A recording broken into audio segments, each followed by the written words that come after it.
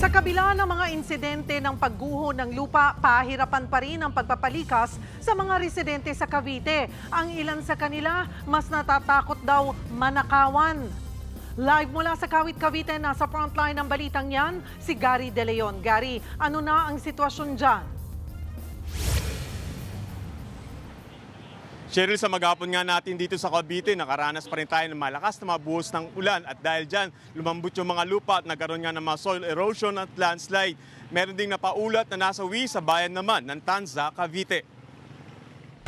Hanggang sa maging maayos po, wala pong assurance kung hanggang kailan po itong ulan kasi hindi ko naman po masasabi yung weather po natin. Puwersa ang pinalilikas ng barangay ang mga residenteng yan na nakatira sa tabing ilog sa barangay Burol, Maine, sa Dasmariñas, Cavite. Gumuho kasi ang riprap at nagkaroon ng landslide. Dahil na rin sa ilang araw ng pag-uulan dito sa Dasmariñas, Cavite, lumambot na yung lupa at gumuho na yung pinaka-riprap ng tulay na to dito sa Burol, Maine. Kaya karamihan ng mga residente rito pinalilikas na para sa preventive evacuation. Bagamat mapanganib ang sitwasyon, ayaw pa ring umalis ng mga residente. Iwan ko mga alaga ko rito, may mga alaga kong manok. Kasi nung nandito nga ako, ninakaw eh. Ano kaya mga tao dito? Matigas naman yung lupa dito.